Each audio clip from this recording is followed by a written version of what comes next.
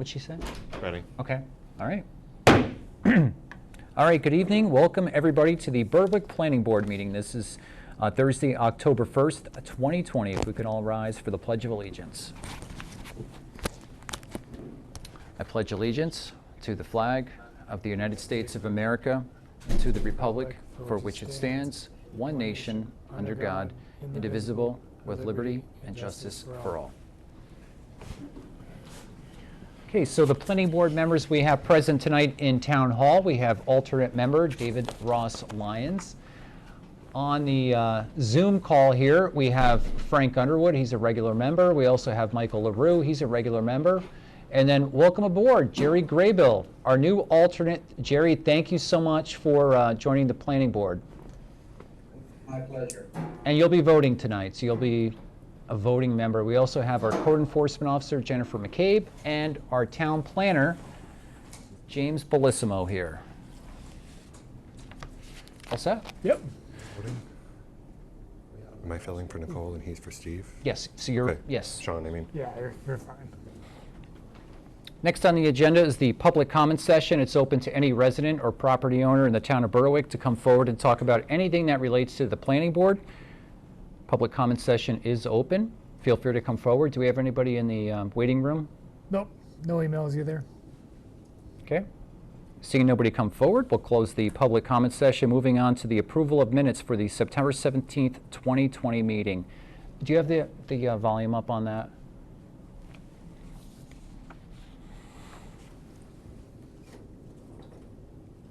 Frank, do you have anything? Yeah, the only comment I had, and it might not really need to be addressed, is that I know that 3G Realty is rethinking their whole application. Am I correct, James? Yes, the applicant is going to be Modifying his getting, plans. getting that license. My only comment was, if you remember, I was trying to make sure when we advertise a hearing or we identify a use, that we are specific to how it is identified in the land use table. And I had brought up that they called for two of the buildings to be general industrial buildings, which I don't think we have a use. I mean, you need to have a specific use in those buildings if they are going to be industrial. But I think it's a moot point. We'll just wait and see what they come back with. And that was my only comment on the minutes. Other than that, it was fine. Mike, do you have anything? No, I'm good. Okay, I know, Jerry, you weren't here for that meeting, so if you'd like to abstain, by all means, you're welcome to do that. David, do you have anything? I actually was not at that meeting, so I Okay. am abstaining. So actually, we have 3 members that were present at that meeting, so we could vote on this. So we're looking for a motion to approve the minutes. I'll make the motion that we approve the minutes to the September 17th planning board meeting as presented. I'll second. Seconded by Michael LaRue. Okay, roll call vote. Frank? Yes. Michael? Yes. Jerry? I'll abstain. David? Abstain? Okay, that's 3 in favor and 2 have abstained.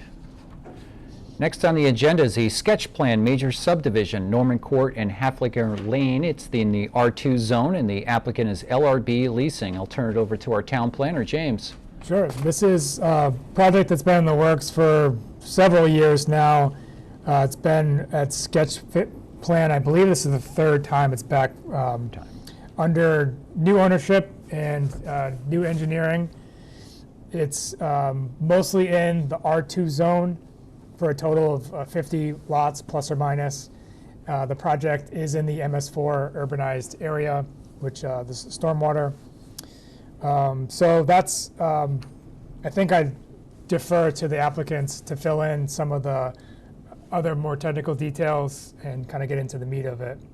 Okay, Les?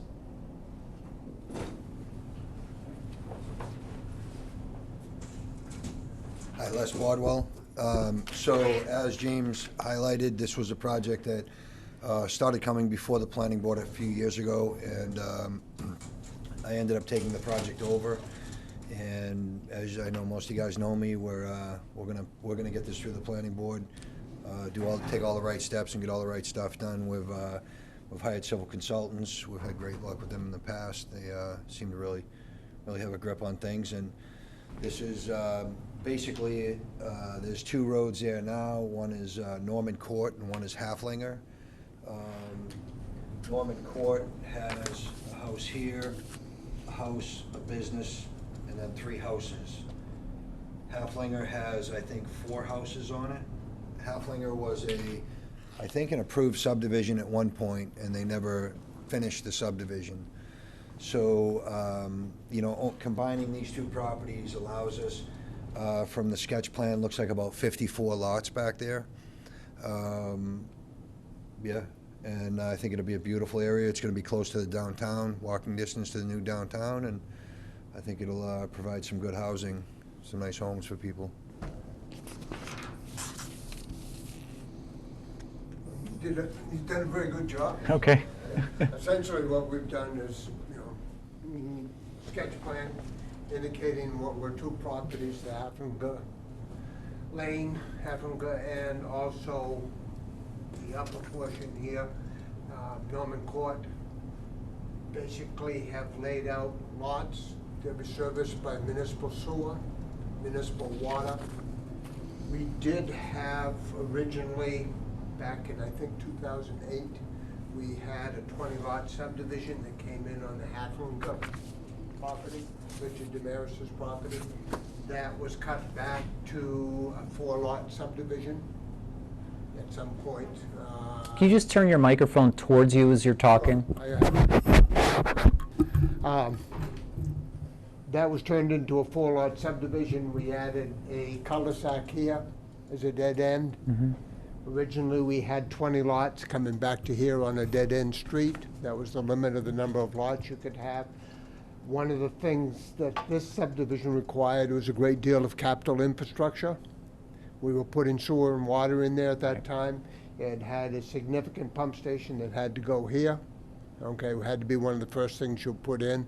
2008, things went south, and the project, like I said, got pulled back to 4 lots. It's been sitting there since. These fellows have come in, taken a look at this section and this section, turned it back over to new owners, and what we're proposing now is to come in and create loops. We'll be doing this in a number of phases. Probably the first phase down here will be with the pump station in this area.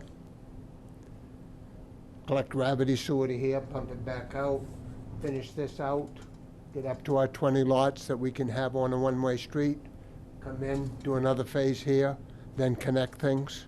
So you'll see this come through in phases. We have done all the wetlands mapping, high-intensity mapping. This did have stormwater approval from DEP back in 2000, I believe, 8, shortly after the stormwater law came into effect. That will need to be redone. It also will have a site location permit because we're beyond the limit of number of lots without going in for site location. So that's approximately a 6-month process at DEP. Okay, from the time we submit it until it comes back out as approval, they're taking almost all of the statutory time to get things done.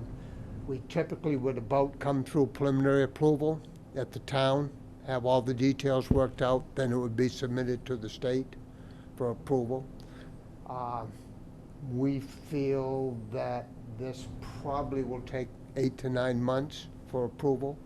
It depends, of course, on the planning board, it depends on the DEP on their time frame, and hopefully we'll be doing some construction early next summer. Okay. David? I just have one question. Are you, based off the application that you've submitted so far, this application is indicating it's private wells and sewers? We had, let me do this for you, okay? We had a mess up when he came out of the office. Somebody grabbed an old application. Okay. Okay, I just found it this afternoon. I'll send these out electronically so people will get to see them that aren't here tonight. This has the correct information Great. on it. Yeah. Thank you. Good catch. Thank you.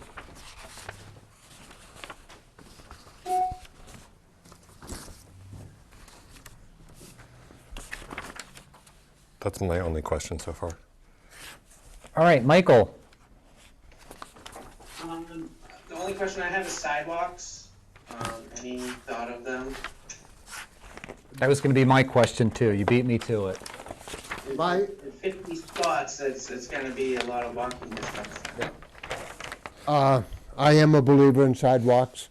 The subdivision that comes in here, Halflinger Lane, is approved with sidewalks. Yeah.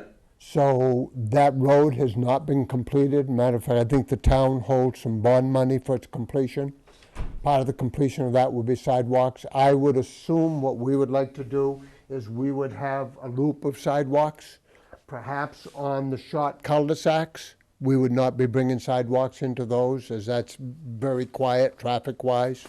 And rather than add a bunch of more pavement to something and maintenance issues, both for homeowners and for the town, we might ask that we could skip sidewalks here, perhaps here. The streets that are through streets would have a sidewalk. We'd prefer to have them on one side. We don't think it's necessary to have two. All right. Anything else, Mike? No, that's all I have so far. Frank? Yeah, just a couple things.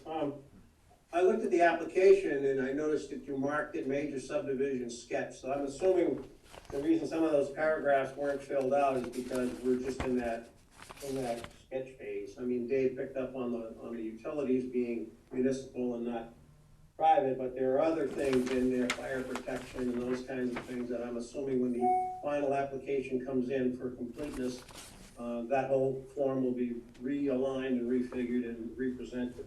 That's correct.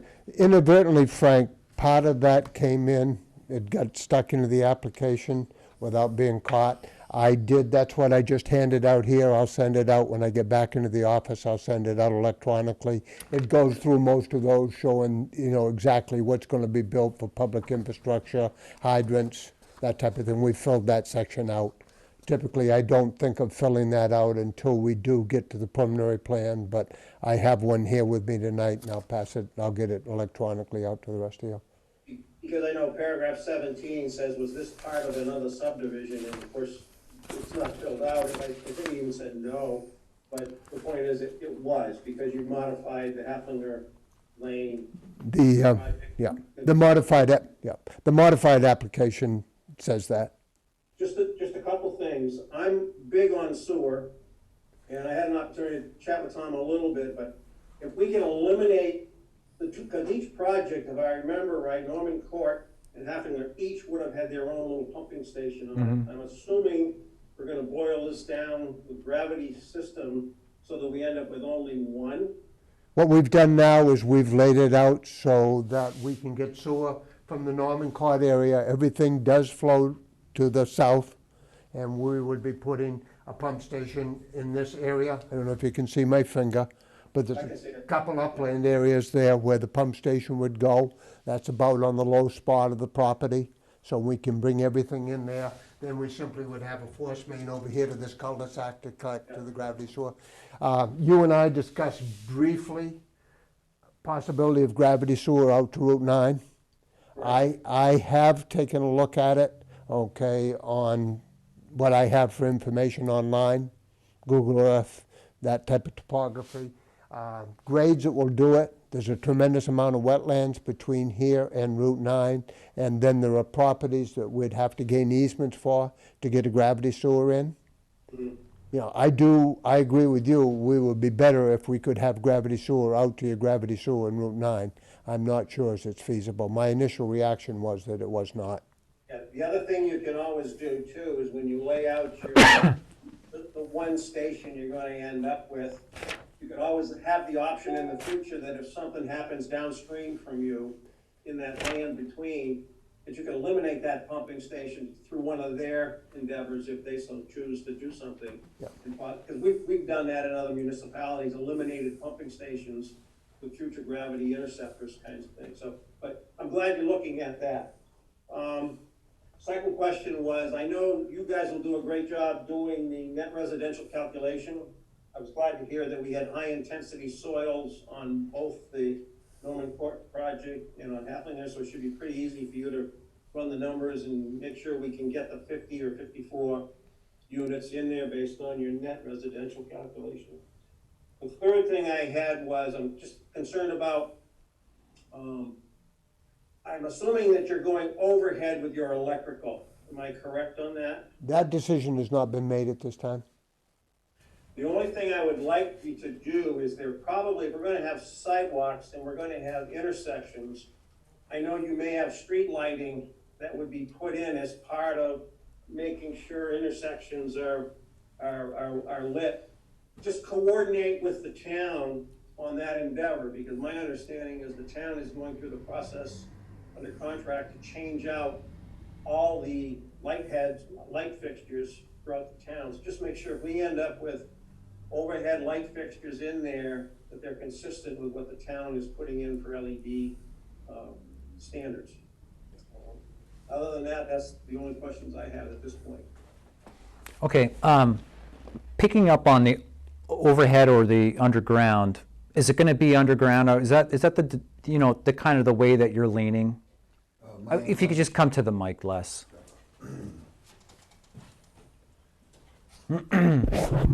My inclination would always be to do underground wherever possible. I haven't really looked at the engineering here, and there may be areas that's not feasible. I don't know, that's Tom's side of it, but, you know, if I were to go one way, I would say underground. I mean, you've driven through like Dobson and Ireland, right? You've seen that. It's all underground. You know, one of my first jobs as a teenager, I worked for an underground utility company. And so I put miles and miles and miles of underground utilities in. I can't envision putting a pole in, Yeah. but again, I don't know, you know. So basically you're saying it depends on the engineering. In my opinion, the only way that I would do any overhead is if there was, for some reason, we couldn't do underground. And I don't know what that could be, you know. What are you thinking for like street lighting? That would basically, typically what you're gonna do is you're gonna team up with the town, so it matches what the town is doing. Yeah, and again, that, you know, that's all stuff that, you know, that's really Tom's side of this. I mean, he tells me what to build and I build it.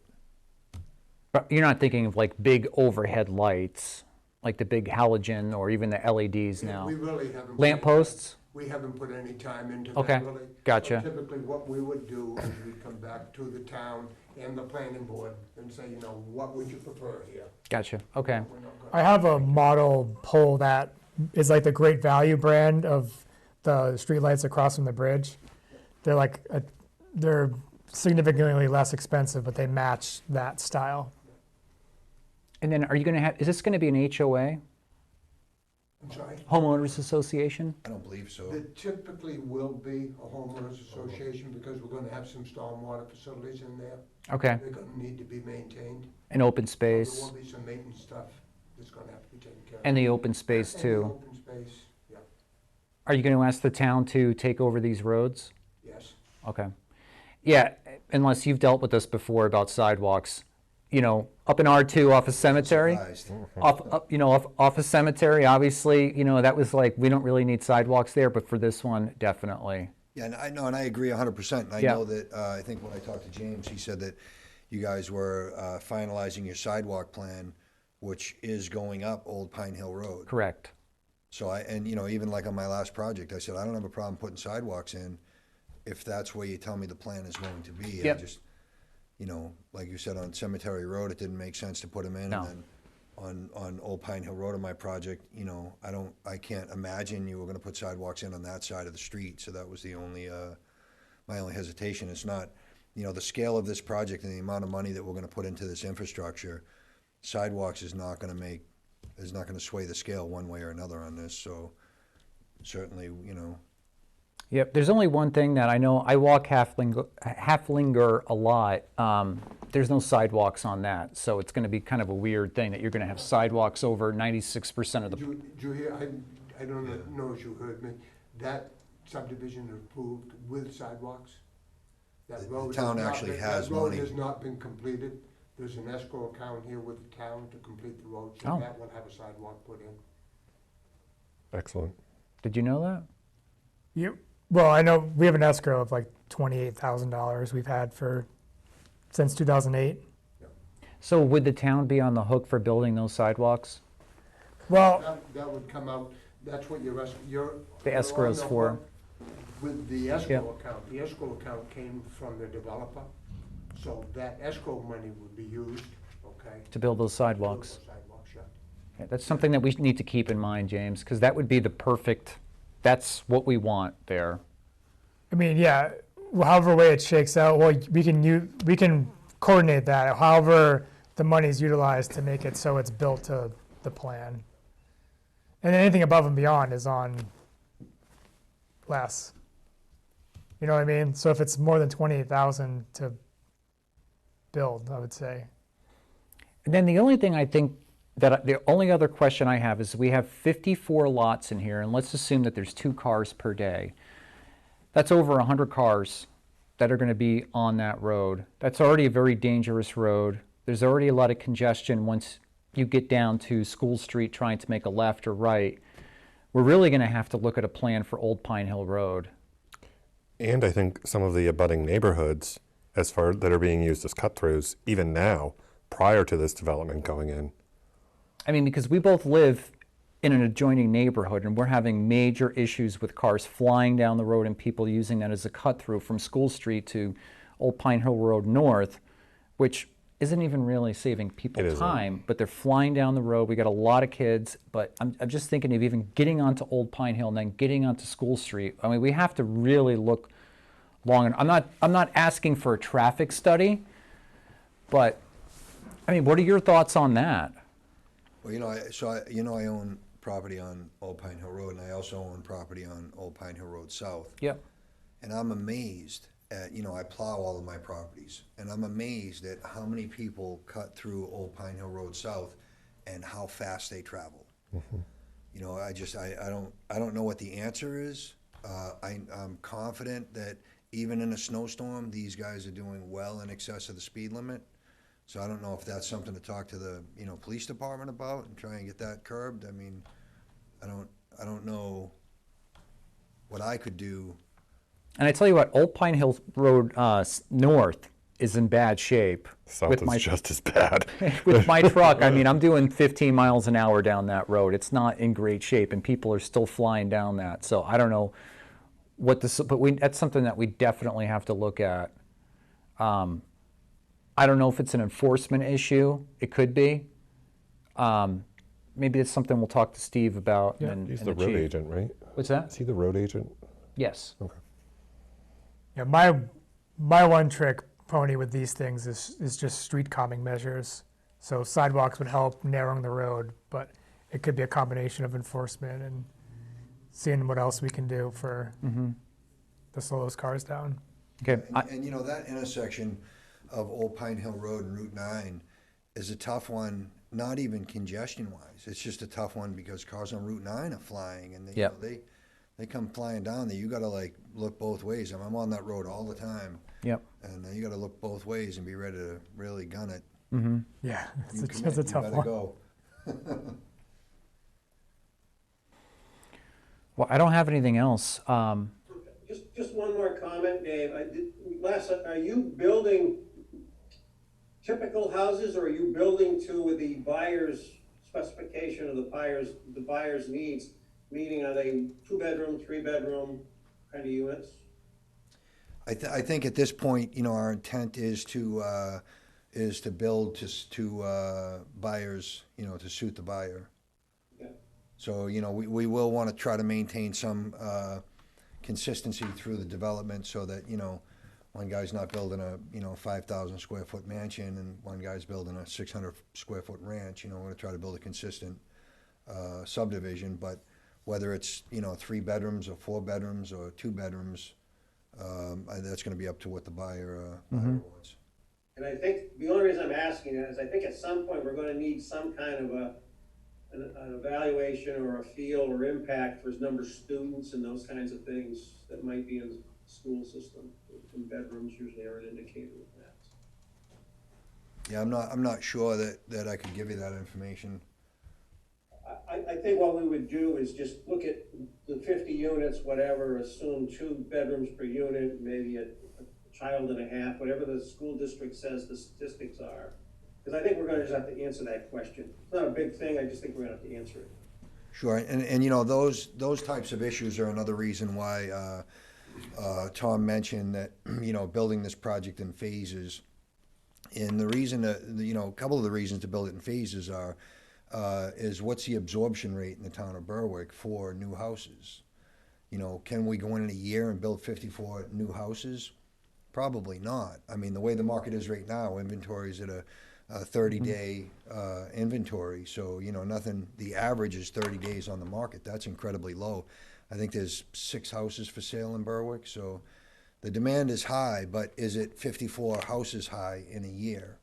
And, you know, 2020 has been crazy. Who knows what. But you also got to look 2021 at, is gonna is bring. 2008 going to happen again? So we are currently trying to get as much data as we can to determine what, you know, they think the absorption rate is right now and going forward. And that will greatly determine how we phase this project, you know, try to phase it in a manner that every year, if the absorption rate is 20 new houses a year or 30 new houses a year, then, you know, maybe we do it in 3 phases and we build, you know, 20, 20, and 14. Or, you One know, of the news things recently was the number of millennials that are moving back to Maine, so maybe you can capture some of the application, because we need a workforce. you know, as far as my rentals go, you know, the challenge with the millennials is, you know, my rentals, we never missed a month's rent, and out of 46 units, and it's all millennials, and they don't want to buy. That's the challenge. You know, they'd rather rent, and, you know, you look at some of the rents around here, like Dover, you know, the Orpheum they built, you know, they're getting $1850 for a studio. Yeah. And someone would rather pay $1850 for a studio than $1,400 for a $250,000 house. Mortgage, right? They'll figure it out, I'm convinced. They're buying a house, they're just buying it for somebody else. Yep. Jerry, do you have anything else? I have nothing at this time. Michael? Okay, David? No, you're good. I did get a text message from our vice chair, Nicole. She said that there was a traffic study that was conducted when you built the apartment building. So if that should be on file, if we could just maybe take a look at that and just send it out to people. Yep. So I'm not sure I don't know if Frank was on the board at that time. I don't think he was. Right. And I know Wasn't. Jerry definitely I wasn't. wasn't. And you weren't either, Yep, yeah. yep. So if we could just get that and just take a look at that. All right, how do we move ahead? We're now at scheduling another site walk. Yeah. I mean, we've taken 2 site walks already on Norman Court, but I'm kind of interested to see Haflinger and where you're going to do that cutback behind that property there to extend, you know, the road. So I'd say the sooner the better. I mean, I'll probably say for 2 weeks because you don't know if we're getting snow in November and how cold it's going to get. And then we're also thinking of, you know, sunset. I want to do another Saturday, like we did last time. We can. Yeah, actually, you know, because daylight savings time is coming up here in a couple weeks, so we're going to start getting dark at like 5:30. But we're still going to need to have them submit the full application, this is just a sketch level. I think I think we could do a site walk without the full application. I'm not saying that's fine, I have no problem with the sidewalk, because I think they've done enough in the sketch level to detail out what they're doing. But obviously, we're gonna have to get the application complete and some of those things. Yeah, we're not acting on anything tonight, yeah. I understand that. Yeah. I mean, what do you guys think about doing a Saturday like David suggested?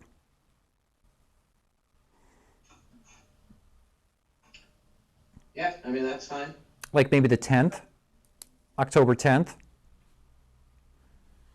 And you know, I've been avoiding sidewalks, I'm older.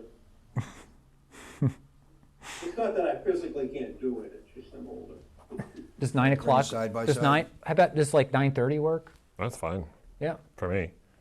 Mike, does that work? Yeah. Jerry? Yep, that's fine with me. James? You don't need to come. I Does think that work for you guys? earlier would be better. A little bit of time to get a survey crew out there just to flag the center lines of the streets, but, you know, 2 weeks would work better for me. Getting the crew out there next week may be tough, they're gonna scream at me. You can do it on the 17th, does that work? The 17th would be better for you? That's Columbus Day weekend. No, but what I need to do is we need to flag the streets and stuff, so they know where they are on the Figure out site. where you are. Oh, yeah, are we gonna trek through the woods, or are we just gonna look at what's there? and- I'd say so. I mean, to an You extent. want them to go up and back there and take a look at I'd say to an extent. So the 17th works better? it. Works for me, in that I can get some flagging done. Yeah, and that would be super helpful. My only concern is that's a holiday weekend. That's Columbus Day weekend. Do you have plans on that Saturday morning? Are you doing it on that Thursday, or are you doing it on that Saturday? That's the question. Saturday. Or if it's early enough, it should be fine. Yeah. So can we do 9:30 on the 17th? I'm fine with that. I'll We make do it work. 8:30? I'm fine either way. I mean, I'll be up. 9:30 is better. 9:30, okay. 9:30? Mike? Yeah, that's good. Jerry? Yes, that's fine. Okay, so that gives you plenty of time. And yeah, let us know like when you do have the flags in, because I might even just walk out there and take a look around, and not to mean trespassing or anything like that, but Not trespassing unless you have criminal intent. The only one thing I had for a comment is just, and we hope you guys are, think creatively about the, connectivity, because there's quite a big a distance to be able to connect. If you're walking, it's a pretty big loop. So I don't know if kind of by the brook would be an ideal spot. I understand you want to mess with wetlands, but thinking about walking trails in there, and then how to purposefully use that open space, what it could be used for, how to access it, and a place that people can use. and then I guess we have to decide where we're going to meet. Do we want to meet at the end of the pavement on Norman Court? We could just meet there, and then we could drive over to Haflinger to the. How about the cul-de-sac at Halfling, there's a chance to park around there, isn't there? Yeah, that's what I was just thinking. The beginning of Norman Court, there's not really a good spot to park. No, I'm saying at the end of Norman Court, but fine, if you want to meet at the If you come down cul-de-sac. here to this cul-de-sac? Okay, we'll meet there. Yeah. 9:30, sounds good. All right, thanks, gentlemen. Here.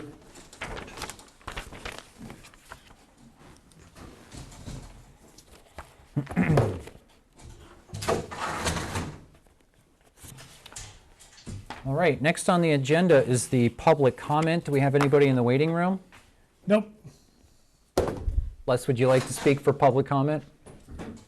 Seeing nobody come forward, we'll close the public comment session, opening it up to informational items from staff and from the board. So, James. I talked with Great Falls Construction today a couple times. They are wrapping up. They're going to have a site plan. They're putting some final touches on their site plan. I don't know if they're going to have it Thank ready you. to be shared for this next update meeting in October, but certainly December. And in October, they're going to unveil some of the big details on units of apartments and the amount of square footage of commercial space they're going to add. So that's October 14th, I believe. And then there's another meeting December 15th. I believe December 15th, they will. What time is that meeting on the 14th? On the 14th, it's 6 p.m. It's on the Great Falls Construction's Facebook page. And then the meeting in December will be in the morning. In that meeting in the morning, they are sharing their site plan. And then if it's received well, they're going to be ready to go to planning board, and then hoping for construction in late spring, early summer. Really? Wow. Yeah. Exciting. And you can see they've been working on their duplex It looks 27s. fantastic. That's the work they do, and you see sometimes they have like 6 trucks and cars and working on it. So they've turned that right around. Yep. Anybody else have anything? I just want to thank Jerry for stepping up. Thanks, Jerry. Yeah, Jerry, you know what? We've been impressed with your knowledge of the land use ordinance, you and your wife, and the comp plan, and we've been trying to get people on the board for a while, and I'm glad that we talked you into it, so thank you very much. Thank you, too. And my wife and I will be joining James next Thursday, I think, for the comprehensive plan review. That's right. Yep. Bring lots of coffee. David, anything? I'm good. All right. Thank you. Mike, anything? Nope. Okay, next on the agenda is the adjournment. So traditionally, the alternate member or alternate members you can make a motion when you're an alternate, you just can't vote on it, but traditionally, somehow it's happened. The alternate makes the motion to adjourn. So, seeing as it's Jerry's, we'll yield the floor to him. Make a motion to adjourn. I'll second. And seconded by David. And all in favor? All right, thank you, gentlemen. Have a good night. Thank you, Jennifer.